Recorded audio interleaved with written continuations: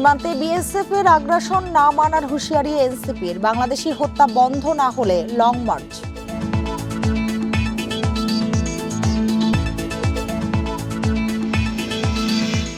বিএনপির বিরুদ্ধে অপপ্রচার চালানোর অভিযোগ ফখরুলের। নির্বাচন পেছাতে চায় গণতন্ত্র বিরোধীরা।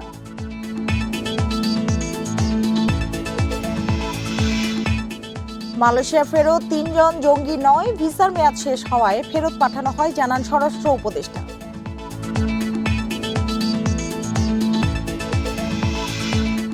রাজধানীতে আশুরার তাজিয়া মিছিলে যোগ দেন হাজারো মানুষ। আয়োজন ঘিরে নেওয়া হয় কড়া নিরাপত্তা।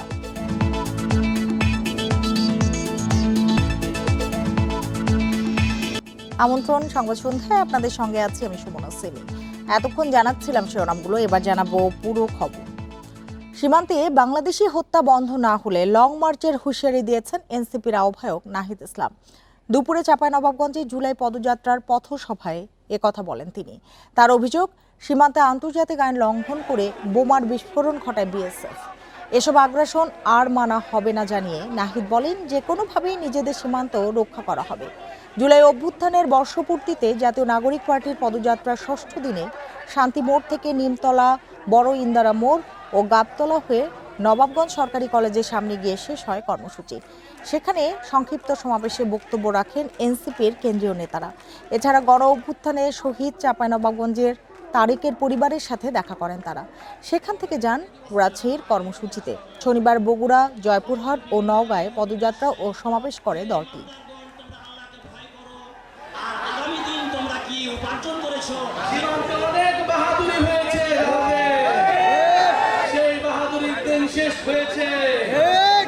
যদি আর কোন সীমান্তে কোন ধরনের পায়তারা করা হয়, যদি সীমান্তে আগ্রাসন চালানো হয়, সীমান্তে আমার ভাইদের উপর হত্যার চেষ্টা চালানো হয়, আমরা সীমান্তে লং মার্চ ঘোষণা করব।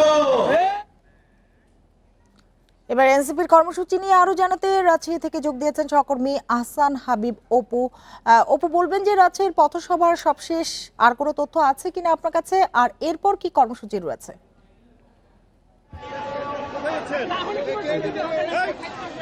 এনসিপির যে পদযাত্রা কর্মসূচি, সেই কর্মসূচি মূলত সন্ধ্যা 6টার সময়, বিকেল 6টার সময় শুরু হয়েছে রেলগেট এলাকা থেকে। রেলগেট থেকে এই পদযাত্রাটি শুরু হওয়ার পর তারা এইখানে এসেছে, যেটি সেটি Sahebbazar zero point. Sahebbazar zero point তাদের পথসভা স্থল। এই পথসভা স্থলে এরই মধ্যে এনসিপির আহ্বায়ক নাহিদ ইসলাম সহ অন্যান্য নেতৃবৃন্দ তারা যোগ দিয়েছেন। এই মুহূর্তে মাগরিবের নামাজের খানিকটা বিরতি। এই বিরতির পরেই মূলত তাদের মূল যে পথসভার বক্তব্য সেটি শুরু হবে। আজকে সন্ধ্যা 6টার সময় যখন পদযাত্রা কর্মসূচি স্থলে যখন নাহিদ ইসলাম সহ নেতৃবৃন্দ, সার্জিস, এখানে হাসনাত এবং আক্তার হোসেন সহ যেটি এনসিপির কেন্দ্রীয় নেতৃবৃন্দ যখন উপস্থিত স্থানীয় নেতৃবৃন্দ তাদেরকে স্বাগত জানিয়ে স্লোগান শুরু করে। তারপর থেকে মুহুর্মুহু স্লোগানে মূলত মুখর হয়ে ওঠে এবং আমরা যেটি দেখতে পেয়েছি এখানে নেতৃবৃন্দ, কেন্দ্রীয় নেতৃবৃন্দ সার্জিস এবং হাসনাত তারা নিজেই মূলত স্লোগান দিয়ে মুখর করে রাখে এবং তারা রেলগেট এলাকা থেকে সাহেববাজার এলাকায় এসে হাজির হন। এইখানে তাদের কর্মসূচিতে খানিকটা ছোট করা হয়েছে, কারণ সময়ের কারণে তারা আরও যেসব এলাকা, আশপাশের এলাকায় যাওয়ার কথা ছিল রেলগেট এলাকা থেকে আশপাশের এলাকায়, সেগুলো না গিয়ে মূলত তারা এখানে কর্মসূচিটি পথসভা স্থলে এসেছে। এখানে স্থানীয় নেতৃবৃন্দ এবং কর্মীরা তারা যেটি আশা করছেন যে আজকের এনসিপির এই যে কর্মসূচি, এই কর্মসূচি থেকে তারা উজ্জীবিত করবে এখানকার কার্যক্রমকে, রাজনৈতিক কার্যক্রম উজ্জীবিত হবে এবং নাহিদ ইসলাম সহ কেন্দ্রীয় নেতৃবৃন্দের বক্তব্যের অপেক্ষা করছে। মূলত তারা এই বক্তব্যে এনসিপিকে যেমন সংগঠিত করবে, সেই সাথে রাজশাহীর মানুষকে জুলাই অভ্যুত্থানের যে চেতনা সেই জায়গাতে উজ্জীবিত করবে এবং আগামী দিনে নতুন বাংলাদেশ বিনির্মাণের যে কাজটি করছেন এনসিপি, তার পক্ষে রাজশাহীর মানুষের জনমত গড়ে উঠবে বলে স্থানীয় নেতৃবৃন্দ আশা করছেন, স্থানীয়রা আশা করছেন। আমরা এখানে দেখতে পেয়েছি যে রেলগেট এলাকা থেকেই যে নেতাকর্মীরা, তাদের কর্মী সমর্থকরা যে অংশগ্রহণ করেছিল, তারা স্লোগানে মুখর করে রাখে। মূলত পুরো এলাকাটি রানীবাজার হয়ে তারা এখানে অংশগ্রহণ করেছে। এর আগেই মূলত নাহিদ ইসলাম চাঁপাইনবাবগঞ্জে তারা যে পথসভাটি করেছে, তারপরে রাজশাহীর গোদাগাড়িতে তারা আরেকটি পথসভা করেছে এবং এই পথসভার পরেই মূলত রাজশাহীতে তারা অংশগ্রহণ করেছে। আর এই কর্মসূচির পরে, এখানকার পথসভার পরে মূলত রাজশাহীতে তাদের আজকের আর কোনো কর্মসূচি নেই। আগামীকাল সকালে তারা নাটোরের উদ্দেশ্যে রওনা হওয়ার কথা। এই ছিল রাজশাহী থেকে সর্বশেষ পরিস্থিতি। রাজশাহী থেকে এনসিপির পদযাত্রা নিয়ে জানাচ্ছিলেন সহকর্মী আহসান হাবিব অপু। বিএনপি সংস্কারের বিপক্ষে একটি মহল এমন অপপ্রচার চালাচ্ছে বলে অভিযোগ করেছেন দলটির মহাসচিব মির্জা ফখরুল ইসলাম আলমগীর। গুলশান কার্যালয়ে সংবাদ সম্মেলনে তিনি বলেন, যারা নির্বাচন বিলম্বিত করতে চায় তারা গণতন্ত্র বা জুলাই বিপ্লবের পক্ষের শক্তি নয়। অন্তর্বর্তী সরকার দায়িত্ব নেয়ার পর থেকেই রাষ্ট্র সংস্কারে শুরু হয় দফায় দফায় আলোচনা। ঐকমত্য কমিশনের আলোচনায় যোগ দিয়ে মতামত দিচ্ছে বিএনপিও। জুডিশিয়ারির ক্ষেত্রে, অ্যাডমিনিস্ট্রেশনের ক্ষেত্রে, দুদকের ক্ষেত্রে এবং আরও অন্যান্য ক্ষেত্রে, যেমন নির্বাচনী ব্যবস্থার ক্ষেত্রে বহু জায়গায় আমরা একমত হয়েছি। সংস্কার ইস্যুতে বিএনপির সবশেষ মতামত তুলে ধরতে গুলশানে দলটির চেয়ারপারসনের কার্যালয়ে রোববার আয়োজন করা হয় সংবাদ সম্মেলনের। এতে দলটির মহাসচিব জানান, বাস্তবায়নযোগ্য না হওয়া সত্ত্বেও জাতীয় ঐক্যের স্বার্থে অনেক সংস্কার প্রস্তাবে একমত হয়েছে বিএনপি। স্বৈরাচার ও ফ্যাসিবাদের পুনরুত্থান রোধে আমরাই সবচেয়ে সক্রিয়।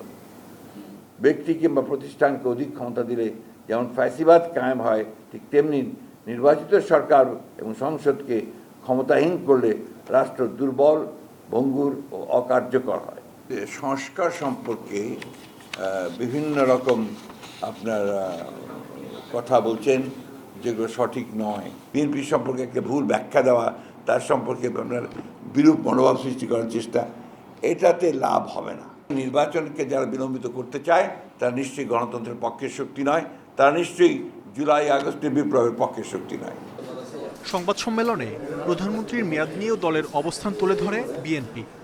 কোনো ব্যক্তি 10 বছরের বেশি প্রধানমন্ত্রীর আসনে বহাল থাকবেন না। এটা সাথে আমরা এটা বলেছি, প্রধানমন্ত্রী এবং সংসদ নির্বাহী বিভাগকে কার্যকরভাবে সরকার এবং রাষ্ট্র পরিচালনার স্বার্থে তার কর্মপরিধির মধ্যে অন্য কোনো অর্গান এবং অন্য কোনো বডি সৃষ্টি করে যাতে তার কর্মকাণ্ডকে ব্যাহত না করে, সেই জন্য আমরা এনসিসি জাতীয় কোনো ধারণার সাথে একমত হইনি। এটাই ছিল আমাদের শর্ত। কোনো বিশেষ দলের সুবিধা নয়, দেশের স্বার্থে সংস্কার প্রয়োজন বলে জানান দলটির নেতারা। আমরা সংস্কারের প্রস্তাবও আমরা দিয়ে রাখছি। আমরা বিচারের ব্যাপারে আমরা বহু আগে বলেছিলাম যে আরেকটা ট্রাইব্যুনাল করা হোক। আমরা বহু আগে বলেছিলাম আর কি যে ইনভেস্টিগেশন অফিসারগুলো আরও বেশি করে নিয়োগ করা হোক, শোনা হয় নাই। কিছু বিষয়ে ভিন্নমত থাকলেও কমিশনের বেশিরভাগ সুপারিশের সঙ্গে বিএনপি একমত বলে জানিয়েছেন দলটির নেতারা। মাহমুদ শরীফ, ইন্ডিপেন্ডেন্ট নিউজ, ঢাকা। মালয়েশিয়া ফেরত 3 জনের কেউ জঙ্গি নয়। ভিসার মেয়াদ শেষ হওয়ায় তাদের দেশে পাঠানো হয় বলে জানিয়েছেন স্বরাষ্ট্র উপদেষ্টা জাহাঙ্গীর আলম চৌধুরী। বলেন, দেশে কোনো জঙ্গিবাদ নেই, সবার সহযোগিতায় নির্মূল করা হয়েছে। সকালে শাহজালাল বিমানবন্দরে এসব কথা জানান উপদেষ্টা। পরে উত্তরা পূর্ব থানায় গিয়ে তিনি বলেন, জাতীয় নির্বাচনে নিরাপত্তা দিতে প্রস্তুত আইনশৃঙ্খলা বাহিনী। রোববার সকাল 11টার দিকে হজরত শাহজালাল আন্তর্জাতিক বিমানবন্দরের রপ্তানি কার্গো ভিলেজ ও বিএডিসি হিমাগার পরিদর্শন করেন স্বরাষ্ট্র উপদেষ্টা। সম্প্রতি মালয়েশিয়ায় জঙ্গি সন্দেহে 36 বাংলাদেশি আটক ও 3 জনকে ফেরত পাঠানোর বিষয়ে সাংবাদিকরা প্রশ্ন করলে উপদেষ্টা জানান, আটকদের বিরুদ্ধে জঙ্গি কার্যক্রমের অভিযোগে বাংলাদেশের কোনো সম্পৃক্ততা নেই। ওই 5 জনদের আসা হয় নাই, তাদের সাথে আমাকে সরকারি লেভেলে যোগাযোগের চেষ্টা করা হইতেছে। আমরা ইনভেস্টিগেশন করে দেখি। বাংলাদেশে জঙ্গিবাদের কোনো অবস্থান নাই, এখানে কোনো ধরনের জঙ্গিবাদ নাই। আপনাদের সহযোগিতায় কিন্তু এখানে জঙ্গিবাদ নির্মূল করে দেওয়া হয়েছে। পরে ইন্ডাস্ট্রিয়াল পুলিশের সদর দপ্তর ও উত্তরা পূর্ব থানা পরিদর্শন করেন স্বরাষ্ট্র উপদেষ্টা। নির্বাচনে আইন শৃঙ্খলা নিয়ন্ত্রণে রাখতে রাজনৈতিক দলসহ সবার প্রস্তুতি প্রয়োজন বলেন তিনি। সবচেয়ে বেশি প্রস্তুতি দরকার যারা ইলেকশনে পার্টিসিপেট করবে তাদের। আমাদের প্রস্তুতি ঠিক আছে, সবাই প্রস্তুতি যদি হয়, 13টার প্রস্তুতি একসাথে হলে কোনো অসুবিধা, আমাদের প্রস্তুতি কোনো ঘাটতি নেই। মবের মাধ্যমে বিশৃঙ্খলা এবং ধর্ষণ নিয়ন্ত্রণে আইন শৃঙ্খলা বাহিনীকে কঠোর হওয়ার নির্দেশ দেওয়া হয়েছে জানান উপদেষ্টা। আল আমিন হোসেন, ইন্ডিপেন্ডেন্ট নিউজ, ঢাকা। পবিত্র আশুরা উপলক্ষে রাজধানীতে তাজিয়া মিছিলে যোগ দেন হাজারো মানুষ। সকালে পুরান ঢাকার হোসনির দালান থেকে শুরু হয়ে ধানমন্ডির ঝিকাতলায় শেষ হয় এটি। কারবালার স্মরণে মখমলের চাদোয়ার নিচে বহন করে নেওয়া হয় ইমাম হোসেনের প্রতীকী কবর। আশুরার আয়োজন ঘিরে নেওয়া হয় কড়া নিরাপত্তা ব্যবস্থা।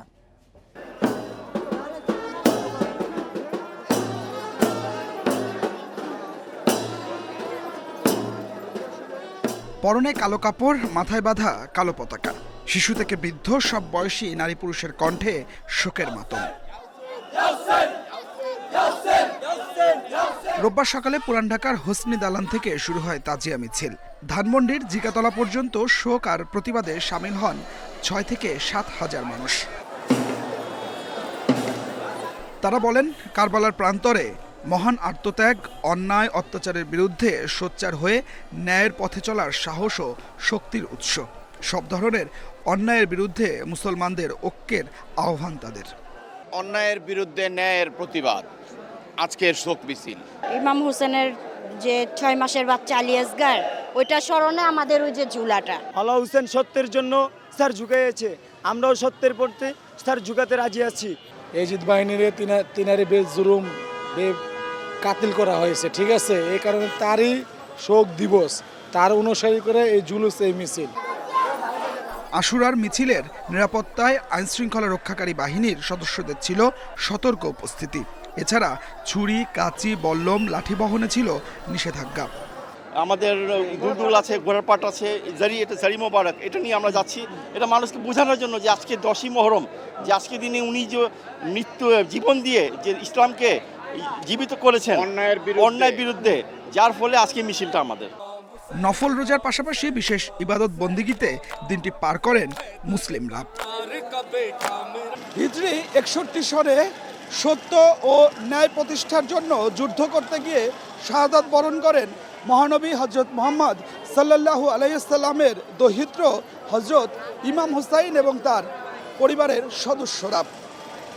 এই তাজিয়া মিছিলের মধ্য দিয়ে আবারও স্মরণ করিয়ে দেওয়া হলো ইমাম হুসাইনের আত্মত্যাগ ছিল ন্যায় ও সত্য প্রতিষ্ঠার জন্য। Adilur Rahman, independent news, Dhaka. এবার জুলাই অভ্যুত্থানের খবর।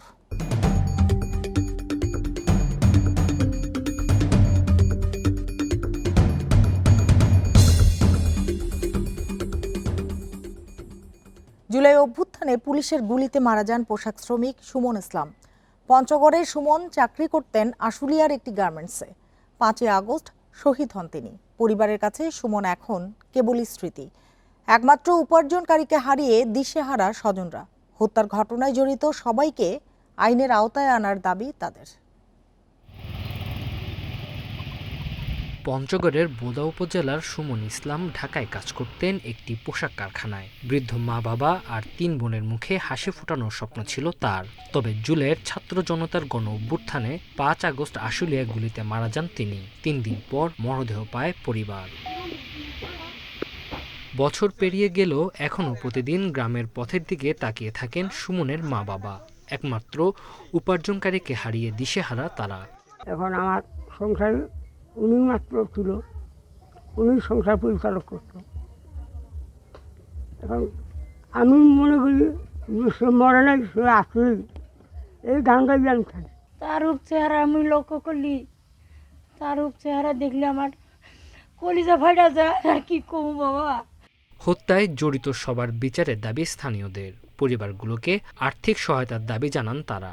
একটা ছেলে ছিল, সেই মারা গেছে। এখন তার বাবা মাকে দেখার মতন এবং কি আমরা এলাকাবাসী ছাড়া এবং আর কেউ নাই। যখনই আমরা শহীদ সুমনের বাসায় যাই, তার পরিবারের খোঁজ করতে যাই, যখন তার সন্তানরা তার পিতার মুখের দিকে তাকায়, সত্যি নিজেকে বড় অপরাধী লাগে। অভ্যুত্থানে হতাহতদের সরকারের পক্ষ থেকে সহায়তা দেওয়ার কথা জানিয়েছে জেলা প্রশাসক। এছাড়া জুলাই শহীদ স্মৃতি ফাউন্ডেশন, জেলা প্রশাসন সহ বিভিন্ন সংগঠনের পক্ষ থেকেও সহায়তা করা হচ্ছে বলেও জানান তিনি। সুমনের পরিবার সহ বাকি সকল শহীদ পরিবারকে আমরা জেলা প্রশাসনের পক্ষ থেকে একাধিকবার আর্থিক প্রণোদনা প্রদান করেছি। এছাড়া মুক্তিযুদ্ধ বিষয়ক মন্ত্রণালয় থেকে এবং জুলাই শহীদ স্মৃতি ফাউন্ডেশন থেকে এই পরিবারগুলোকে আর্থিক প্রণোদনা প্রদান করা হয়েছে। জুলাই আগস্টের গণ অভ্যুত্থানে পঞ্চগড়ে মারা যান 5 জন। ঢাকা ও আশেপাশের এলাকায় নিহত হন তারা। স্বজনদের দাবি, তাদের আত্মদান যেন বৃথা না যায়। Independent news. আমার দেশ পত্রিকার সম্পাদক মাহমুদুর রহমানের মা অধ্যাপিকা মাহমুদা বেগমের দাফন সম্পন্ন হয়েছে। বেলা 3টার দিকে রাজধানীর জুরাইনে তাকে দাফন করা হয়। এর আগে জোহরের নামাজের পর গুলশানের আজাদ মসজিদে তার জানাজা অনুষ্ঠিত হয়। এতে যোগ দেন আইন উপদেষ্টা ডক্টর আসিফ নজরুল, বিএনপি মহাসচিব মির্জা ফখরুল ইসলাম আলমগীর, জামায়াতের আমির ডাক্তার শফিকুর রহমান সহ বিশিষ্ট জনেরা। ভোরে মগবাজারের ইনসাফ বারাকা কিডনি হাসপাতালে চিকিৎসাধীন অবস্থায় মৃত্যু হয় মাহমুদা বেগমের। তার বয়স হয়েছিল 87 বছর। বার্ধক্যজনিত জটিলতায় ভুগছিলেন তিনি।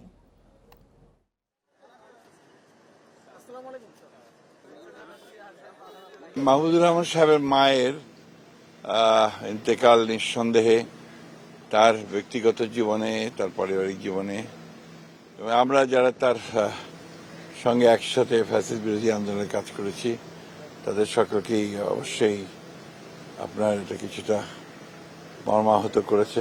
আমরা ওনার মাগফিরাতের জন্য দোয়া করি, আল্লাহ তাআলা ওনাকে জান্নাতের আলা দরজা দান করুন। আর ওনার যে সন্তানটা একটা ডায়মন্ড দুনিয়ার জন্য, বাংলাদেশের জন্য রেখে গেছেন, আল্লাহ তাআলা এই দেশ এবং জাতির খেদমত নিঃসংকোচে নির্ভয়ে আল্লাহ যেন তাকে করার তৌফিক দান করেন। ঢাকার নবাবগঞ্জে বাসায় পুলিশের অভিযানের পর পাশের ক্ষেত থেকে উপজেলা যুবদল নেতা আমজাদ হোসেনের মরদেহ উদ্ধার করা হয়েছে। রোববার উপজেলার মিঠাকান্দা এলাকায় এ ঘটনা ঘটে। পুলিশ জানায়, উপজেলা যুবদলের সাবেক সাধারণ সম্পাদক আমজাদ হোসেনের নামে একটি চেক ডিসঅনার মামলা রয়েছে। তাকে ধরতে ভোরে বাড়িতে অভিযান চালিয়ে পাওয়া যায়নি। পরে বাড়ির পাশের একটি ক্ষেতে অচেতন অবস্থায় পাওয়া যায়। তাকে উদ্ধার করে হাসপাতালে নেওয়া হলে চিকিৎসক তাকে মৃত ঘোষণা করেন। পালাতে গিয়ে স্ট্রোকে মৃত্যু হয়ে থাকতে পারে বলে ধারণা পুলিশের। এদিকে আমজাদকে হত্যা করা হয়েছে বলে অভিযোগ পরিবারের।